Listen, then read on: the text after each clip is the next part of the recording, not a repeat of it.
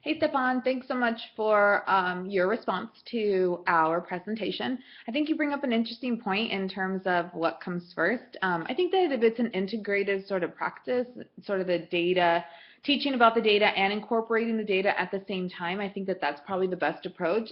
Just having an integrative approach where it seems very applicable towards what teachers are doing or counselors or whatever, whoever you're working with on your staff. I think it's just really important that number one, it always goes back to how does this relate to my everyday practice?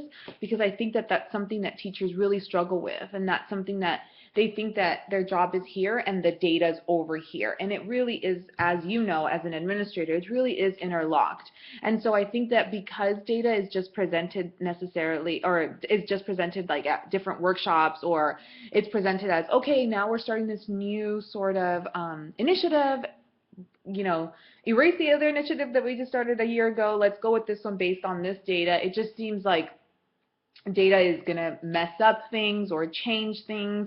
And so maybe, like I said too in Sarah's response, building upon the data that people are learning about would be something that would be very helpful for people to just kind of engage in it and to understand what works best or how to better understand it. So definitely maybe at sometimes taking baby steps, and even if that means using, starting to present some data and building upon that at each professional development and making a goal. Maybe by the professional development that we'll have by Christmas time, you should know all of this, and now we'll integrate it and really start full swing in January.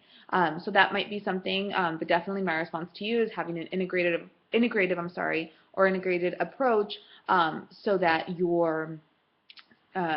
your team is understanding things better and also building on that sense of self-efficacy. Thanks so much again for your response, and I hope this sort of helps answer some of your questions.